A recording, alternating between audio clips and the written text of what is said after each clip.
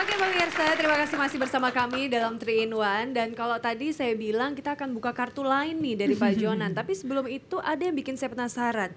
Ada salah satu karyawan Pak Jonan, Pak Subagio atau betul Pak, yang lulusannya SMP atau SMA tapi bisa jadi direktur juga. Betul nggak sih Pak? Namanya Subakir. Pak Subakir. Itu bagaimana ceritanya Pak? Karena memang Nggak ada ceritanya. Bapak suka gitu. Kalau saya nanya pasti nggak ada ceritanya.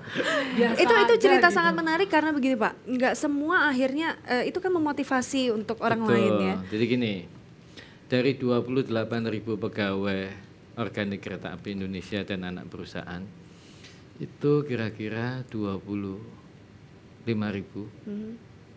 atau 25.500 lah. Itu yang masuk kereta api itu dengan pendidikan SLTA atau kurang. Ini dari zaman dulu ya sampai sekarang. Jadi populasi lulusan D3, S1 sampai S3 itu kira-kira hanya 7% sampai sekarang sih. Karena ini pekerjaan fisiknya banyak sekali. Nah, saya adalah orang yang tidak pernah berpikir bahwa pendidikan itu adalah satu-satunya alat ukur untuk membuat orang itu bisa mendapat tugas yang lebih besar. Ya. Nah, ini harus dipertimbangkan masa-masa karena mayoritas 90% lebih pegawai kereta api itu masuk dengan latar belakang pendidikan tuh SLTA atau kurang. Ya sekarang sudah nggak ada lah, sudah 10 tahun lalu nggak ada. Nah, harus diberikan kesempatan yang sama. Pak Subakir ini masuk 1983, orangnya nggak ikut sih sekarang. Masuk 1983, lulus SLTA, mulai dari juru langsir. Juru langsir itu pekerjaan yang ya kalau misalnya di kantor itu office boy lah, kira-kira gitulah. Ya, gitu. Apa yang Bapak lihat dari Pak Subakir ya sampai Bapak berani memberikan tanggung jawab yang begitu besar? Oh enggak, sebenarnya bukan saya sih. Jadi atasan dia, direktur operasi, itu mengusulkan kepada kami direksi itu, cobalah saat staf anak buah saya ini dicobalah ikut tes ujian tertulis loh, di LMFUI itu untuk menjadi calon direksi anak perusahaan. Nah, kami punya anak perusahaan 6 di kereta api, total direksinya 23 orang. Ya kita coba. Sejak zaman saya itu harus ikut tes. Ya, yang sangat berkompeten terus diusulkan untuk tes. Ada 108 yang ikut tes.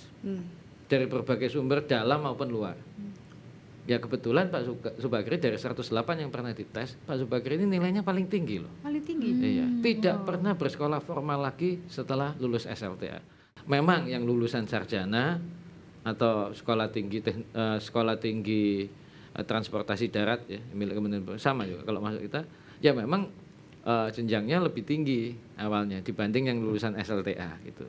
Tapi kalau sudah masuk udah jalan karirnya ya tergantung prestasinya dia. Nah, yang ingin saya tanamkan begini, orang itu mendapat penugasan yang lebih besar itu harus berdasarkan prestasi yang dibuktikan. Tapi katanya ada juga yang sampai protes nih katanya di Twitter. Iya. Protesnya sih ke Pak SBY. Cuman katanya dia bilang, aduh Bapak Presiden SBY nih yang kucinta, kenapa ya gaji PNS Sarjana Golongan 3 ini kalah dengan gaji pegawai PT KAI yang baru lulus SMA kemarin sore. Nah ini buat Bapak justru sebuah tamparan atau justru sanjungan Pak? Begini loh, ya. Petugas penjaga perlintasan kereta api. Kalau yang di Jabodetabek ini kan kompleks sekali. Ada 900 hampir 900 perjalanan kereta api per 24 jam di Jabodetabek. Wow. Banyak sekali. Jadi tanggung jawabnya itu besar sekali. Sekarang itu TGP-nya mungkin antara 4,5 sampai 7 juta loh. Kenapa? Saya katakan begini.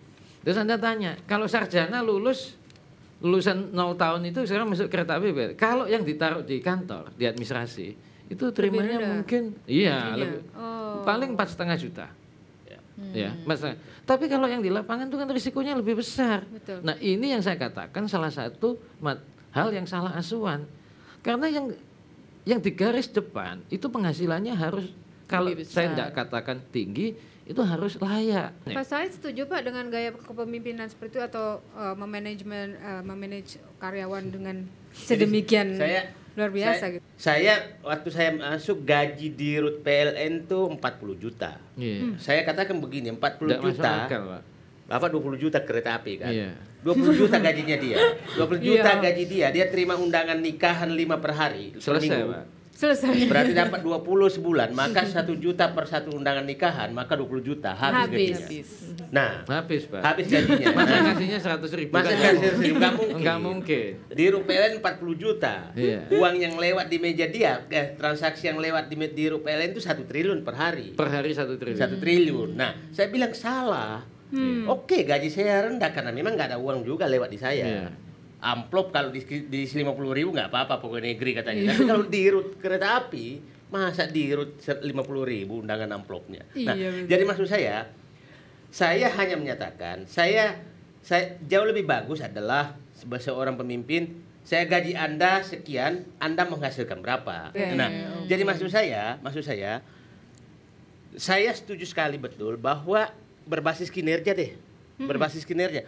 Kalau Anda ada yang marah-marah kalau kenapa PNS rendah, ya berhentilah jadi PNS. Iya. Masuk menjadi penjaga palang kereta api. Persis. Benar. Iya. Gitu, iya betul. Tapi ada juga Pak surat dari karyawan yang diberangkatkan studi banding ke Cina. Mungkin salah satunya ada di foto tadi itu Pak mungkin ya. Katanya isi suratnya begini Pak. Bapak Dirut adalah contoh nyata dan sebagai inspirator perubahan PT KAI. Itu ada di sana ya? Ya kalau gitu bisa dibaca sendiri mungkin ya. Nah, jadi melakukan ini perubahan mendasar. mendasar dan artinya memang banyak sekali sanjungan yang memang mereka rasakan secara langsung seperti itu ya. Menurut Bapak surat ini banyak nggak Pak yang masuk hal-hal seperti ini yang mungkin memang nggak bisa disampaikan secara langsung tapi mereka ingin memberikan apresiasi ya salah satunya dengan menulis surat aja. Banyak sih melalui email. Karena email saya open ya. Email Apa saya Pak terbuka. rata-rata Pak yang mereka ungkapkan ke Bapak? Ya macam-macam. 1 ya terima kasih. 2 ya usulan. 3 kadang-kadang kecemburuan sosial terhadap temannya. Itu biasanya nggak saya jawab. Masalah istri ada. Banyak juga Pak. Gitu. Pak saya udah nggak yang libur nih Pak, kapan saya pulang itu udah. ada. Oh ada. Ya, Dijawab nggak Pak kalau yang gitu Pak? Kalau yang itu kadang saya jawab. Ya. Pak Jonan terakhir pertanyaan, apa masih punya mimpi apa soal kereta api Indonesia yang belum kesampaian? Oh banyak. Jadi gini, menurut saya mimpi saya itu sekali lagi tidak penting. Yang penting itu masyarakat ya. Itu harapannya itu kereta api ke depan itu bagaimana. Hanya saya ingin pesan satu. Kami di kereta api itu kurang lebih konsensusnya sama ya, mayoritas sama bahwa kami lebih suka itu nanti pemerintah itu membangun jalur kereta api yang setara dengan jalur kereta api di Jawa itu baik di 5 pulau besar, Sumatera, Kalimantan, Sulawesi dan Papua. Ini dibangun setara dulu dengan di Jawa. Setelah itu mau punya high speed train boleh.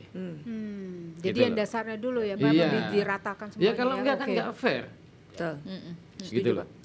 Oke, terima kasih banyak Pak Jonan, ini luar biasa ceritanya. Semoga apa yang disampaikan oleh Pak Jonan ini memberi inspirasi kita semua dan tentunya juga kita sama-sama punya harapan kereta api Indonesia akan jauh lebih baik lagi wajahnya, pelayanannya, semuanya yang memang sekarang sudah baik akan menjadi lebih baik lagi. Terima kasih Pak Oke. Jonan waktunya, Pak Said Didu juga terima kasih sekali atas waktunya. Semoga juga banyak lagi pejabat-pejabat BUMN yang punya karakter yang sama dengan Pak Jonan dalam memimpin BUMN. Amin ya. Ya, nggak, Mbak Pak, ya? Denta. Jangan sama semua. Jangan sama semua. Karena Jadi- kalau BUMN yang hotel harus banyak senyum. Oh gitu. Jadi masih kurang senyum berarti Pak Jonan. Oke. Udah cukup sih Pak, nggak apa-apa senyumnya sampai segitu aja Pak. Nanti dipikir sering bercanda justru ya kan.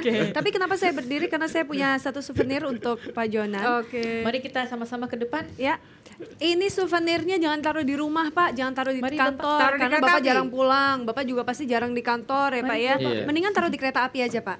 Ya, Oh, biar hilang Bapak nanti. selalu hilang malah ya Pak ya.